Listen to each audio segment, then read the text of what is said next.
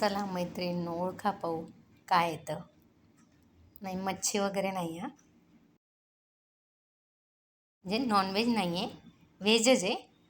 पण टेस्ट मच्छीपेक्षा बी छान येते.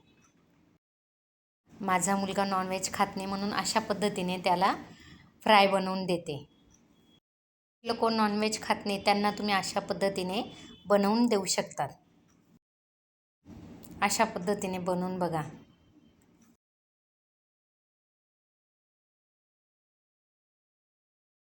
हे आहे सुरण.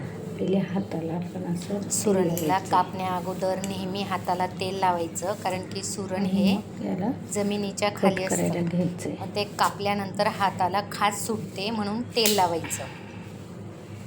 सुरण कापताना नेहमी खूप माती वगैरे पण असते, तर ते हळूहळू माती वगैरे व्यवस्थित आपण काढून घ्यायची सुरीने. असे ही याची सालटी काढून घ्यायची. माती असते आमच्याकडे सुरणची भाजी पण बनवतात, पण मी अशा पद्धतीने बनवून बघितलं तर खूप टेस्टी लागतं.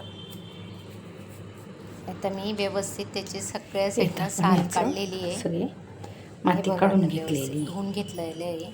ठीक आहे. ते आपण कट करताना धुवून घ्यायचं आहे.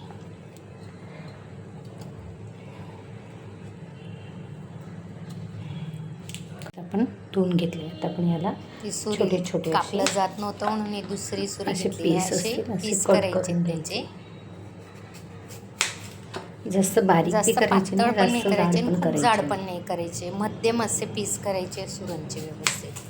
जसं आपण मच्छी वगैरे फ्राय करतो तसे. मला तर खूप आवडतं अशा पद्धतीने कट सुरण करून केलेलं. आपण असे झाकणात टाकून कुकरच्या घ्यायचे. डब्यामध्ये लावून 2 शिट्ट्या घेऊन वाफ घेऊन घ्यायची, शेकून घ्यायचे.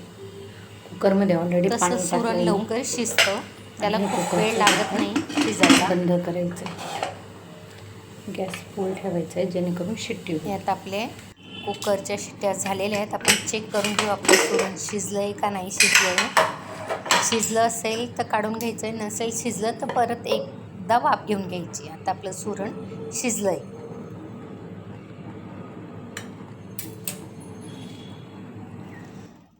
खूप सिंपल पद्धतीने बनवते.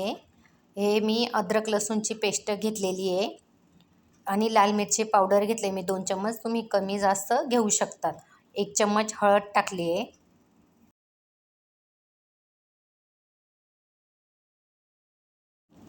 एक चम्मच आणि थोडीशी अजून मी धना पावडर टाकली आहे. तुम्हाला जितके ॲड करायचे असेल, तुम्ही जेवढी सुरण घेतली आहे तेवढं तुम्ही ॲड करू शकतात. मसाला 1 चम्मच जिरा पावडर टाकले, चवीप्रमाणे मीठ टाकलं आहे.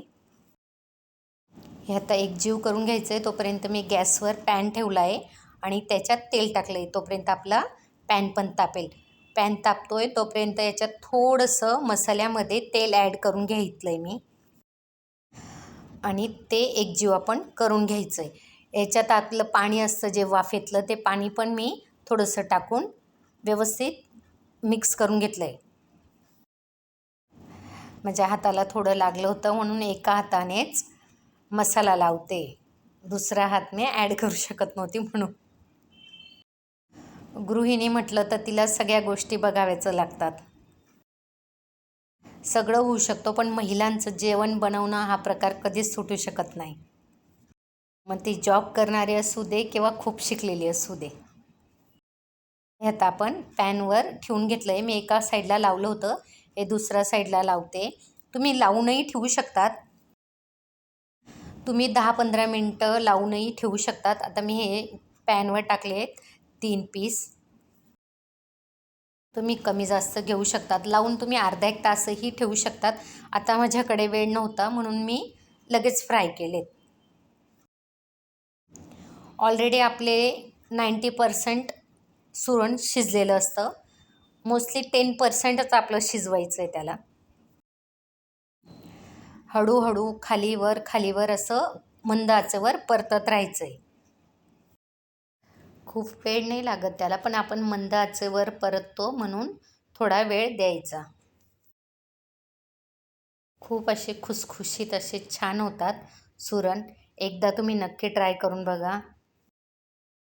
हा काय आमना खानदेशना प्रकार बेकार शे नाही. अहो मी बॉम्बेला यावानंतरच शिकेले, तुम्ही बी ट्राय करी देखा आवडना तर. असं सर्व असं व्यवस्थित शेकून घ्यायचे. जे लोक नॉनव्हेज खात नाही त्या लोकांसाठी ही रेसिपी अतिउत्तम आहे. सुरण हे पौष्टिक पण आहे, कंदमूळ हे अगोदर खूप खायचे, आता खूप लोक कमी खातात, पण अशा पद्धतीने नक्की बनवा. सुरण सगळ्यांना आवडेल घरात. सर्व सुरण अशाच पद्धतीने शेकून घ्यायचं आहे.